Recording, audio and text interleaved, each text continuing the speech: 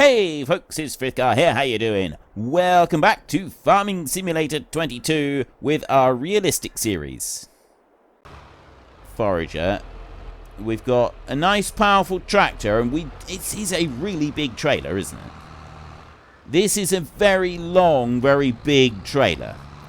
I have a feeling we may struggle with this one. I like the fact that it does have steering on the wheels on the trailer. That's good. That's going to help us out a huge amount.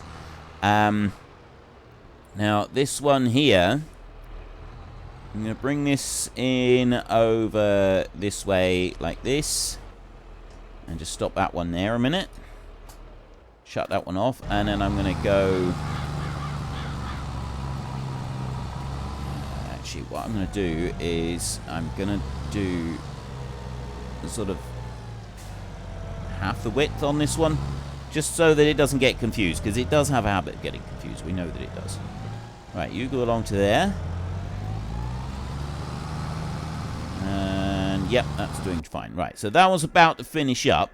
So, you here, 20, that's it. It just takes 20 litres on the bond silage thing. I don't know how quickly it uses it up. We'll have a look in a minute. Right, forage harvesters. If I just go there and go combinations, it gives me the thing right here. What's that? Comfort support wheel. Support wheel to transport the camper headers down the road. Ah. Okay. You know what that's for. There's 60 litres of that. Right, I want to buy that one. Okay. That adds extra yield, which is excellent. We do have a hitch on the back, which I suspect we're going to need. Because the first couple times going around the outside edge of the fields, we can't really do it any other way. So I'm just going to add in some silage right there. Silage additive, rather, not silage. And we get a full 20 litres on board. I don't know how much of our crop we'll be able to do before we run out. Let's bring you back over here. We have at least got a nice... full round of a nice full tank of the silage stuff, and we've got a really big header on here. Like, we've got everything that we could possibly want to make this harvest go well. The only thing that we're not going to be able to do is have our tractor following this one around the field, because Giants still haven't instigated the AI vehicle extension as a standard thing in their game, which to me is still one of the most bizarre choices they've ever made. Now, I know that I've finished doing the cultivating up there. You know what, actually, let me just go over to this one. Because if we have a look at these fields very quickly, we've got soil composition. I don't need to do any ploughing on these fields. That one's got weeds in it. And that one's got weeds on part of it at the moment. These three haven't yet been harvested. So these three here, we don't actually need to plough these fields. So they're going to be cultivated. And do I have a direct drill? Why am I cultivating it?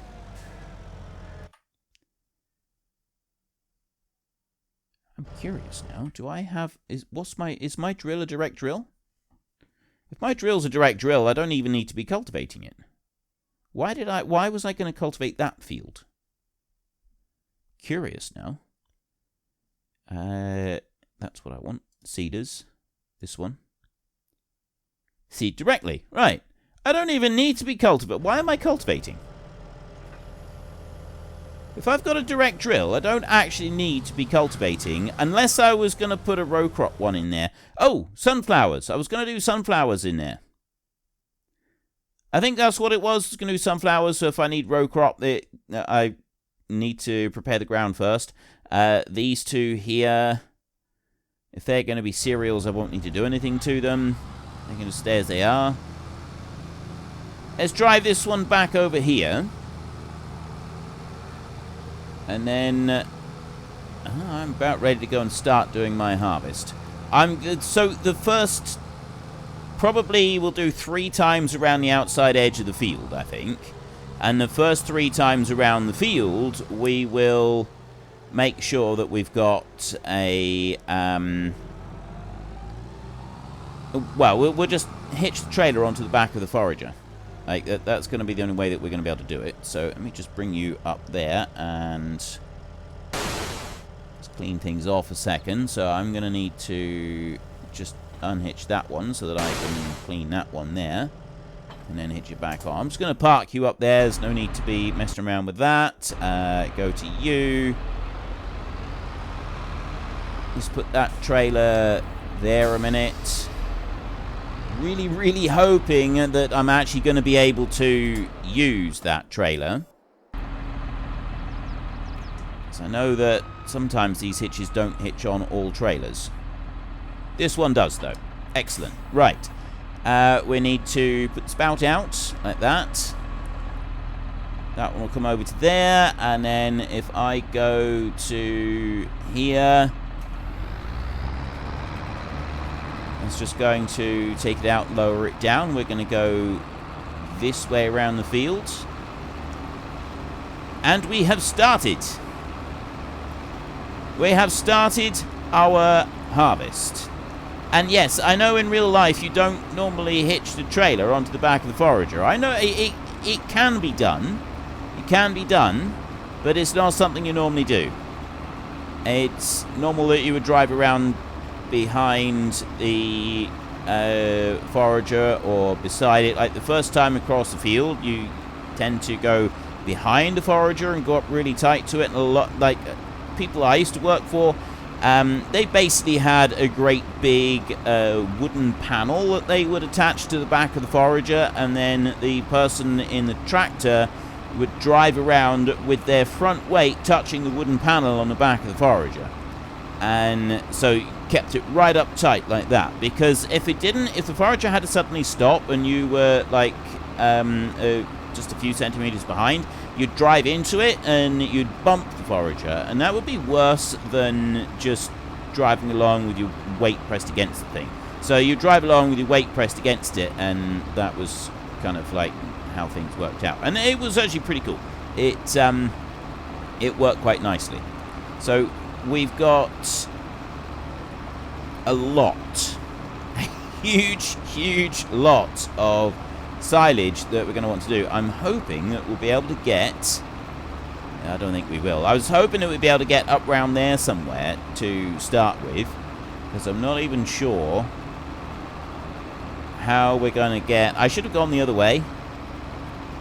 It's getting into the biogas plant for the tipping out the first load. We've also got to be doing the rolling of the clamp, which is going to take quite a bit of work.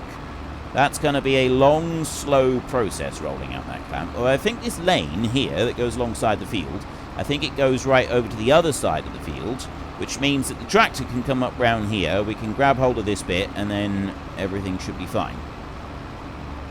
I don't know if you've noticed, but the money that we've got at the moment, 24,000 euros, we've not got enough, I don't think, to get the sugar beet harvester that we're going to want to get. And the other problem that we're going to face is we're very likely to run out of money partway through this, so we're going to need to transport some goods for sale somewhere. I'm not quite sure where. And there's our biogas plant, so we've got easy access to that one. I thought we could only get in the other end, so I was happily mistaken on that one. It's absolutely awesome. And we've got 66,000 litres on board. Right, that's everything. This is our full trailer load, so I'm just going to bring that one back down there, and really want it chucking that out. Didn't want that to happen. No, I don't want... I want that one to be taken off. Let's try actually unhitching the trailer. Didn't realise just how heavy that trailer was at the moment. That is quite remarkable. And we've used 1.75 litres of the silage additive. So let's get our tractor. And I run this one up round. So it's going to be interesting to see if the tractor is going to be able to move with that trailer, especially once we've done... I'm going to do probably 3 times around the edge of the field, just to start off with. And then once we've done that, the forager is just going to have the hired help in it, and it's going to start working up and down the field.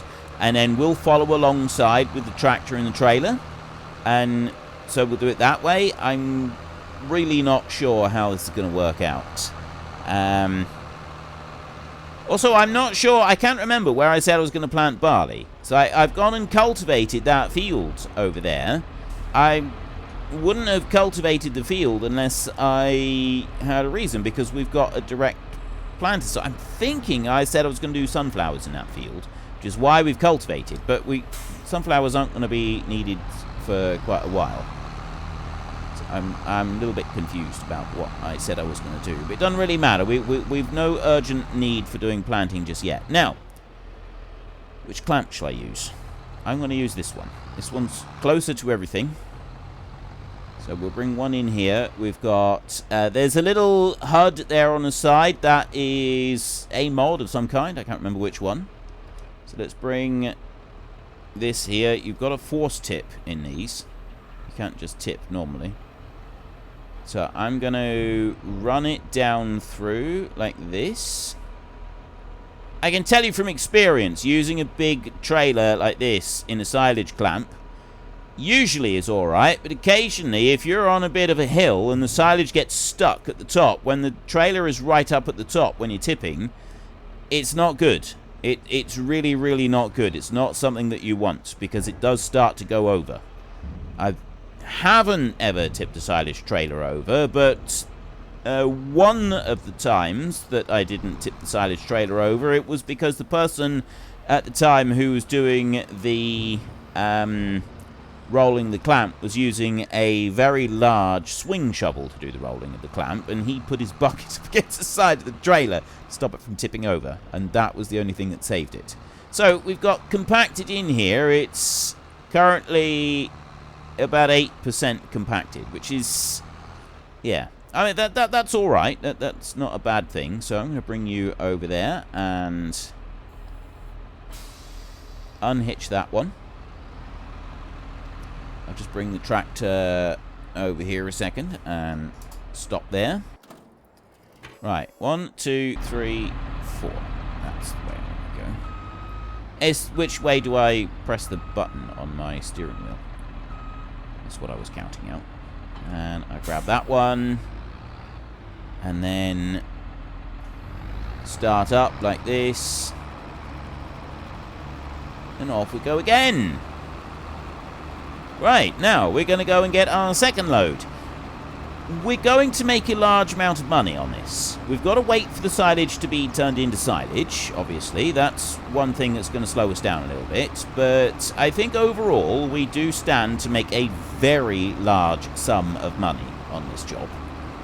And I'm rather looking forward to what we're going to be able to do with that money on this series. Now, I did mention before, like, how long should I keep going with this series on this map? And I had a couple of maps that people have mentioned, but also several of you said that you'd kind of like me to just stay here and keep going with this map because you're quite enjoying this.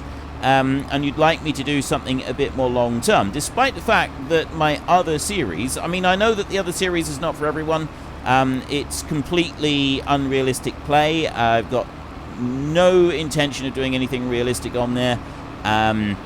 But again, it's a long-term one, and the time-lapse, for those of you who watch that as well, is also kind of a long-term project at the moment. So I was kind of thinking that several of you would be wanting me to start going to new maps, because this, if I'm going to do that, it'd be on this series, this kind of the realistic approach. But a lot of you are saying that you'd actually like me to stay here for a while at least, and really get in and see what this map has to offer, because there's all kinds of things available on this map, and many of you would kind of like me to push through a lot of them, but do it in this realistic approach.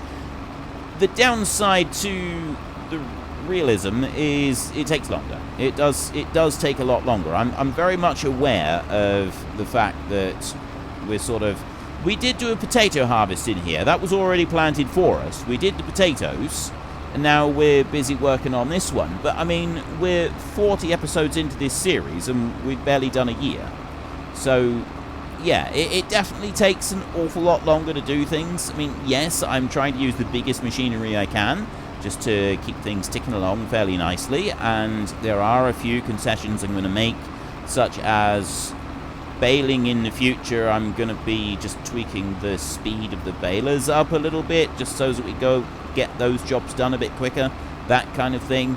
But nothing untoward, nothing I think is going to spoil the overall effect of what we're doing, and that is a thing of beauty. I mean, you can see the forager is struggling with this. You can definitely tell the forager is struggling with this.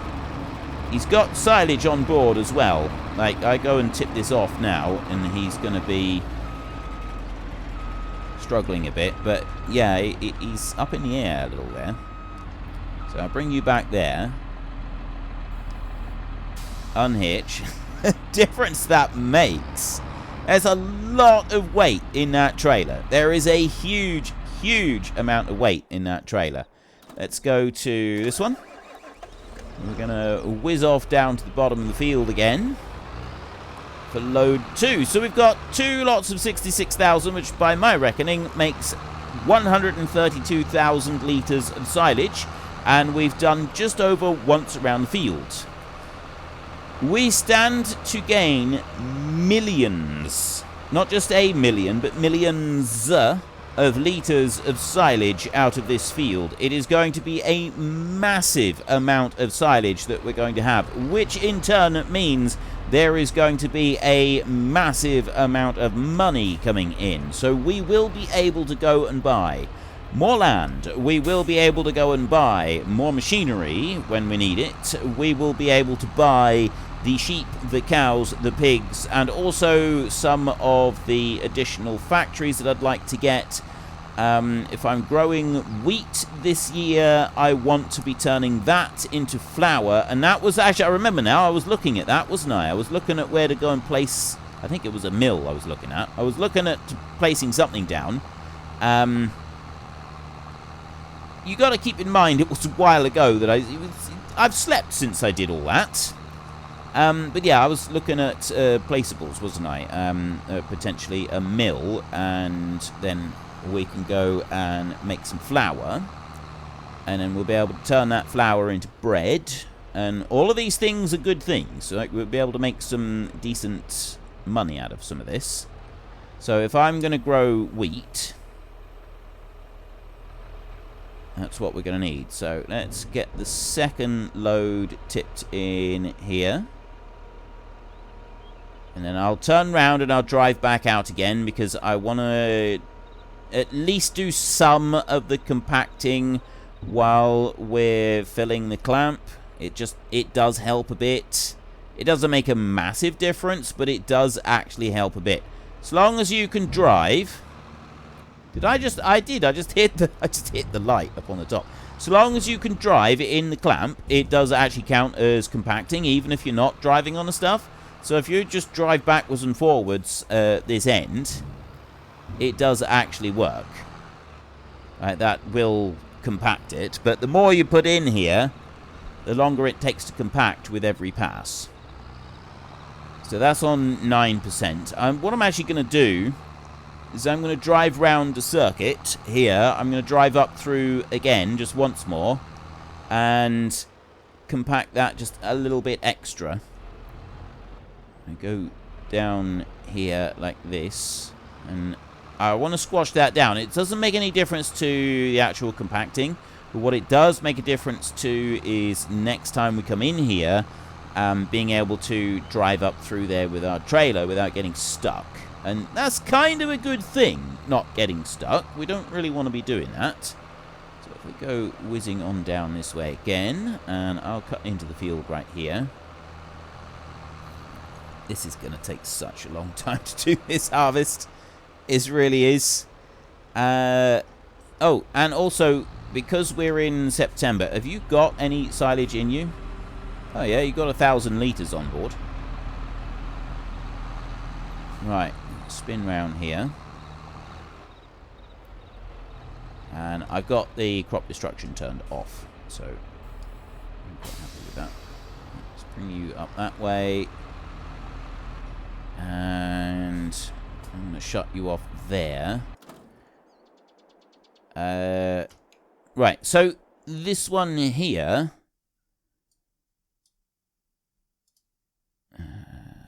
there. Wheat and barley. I was going to do one field of wheat and one field of barley. I've done...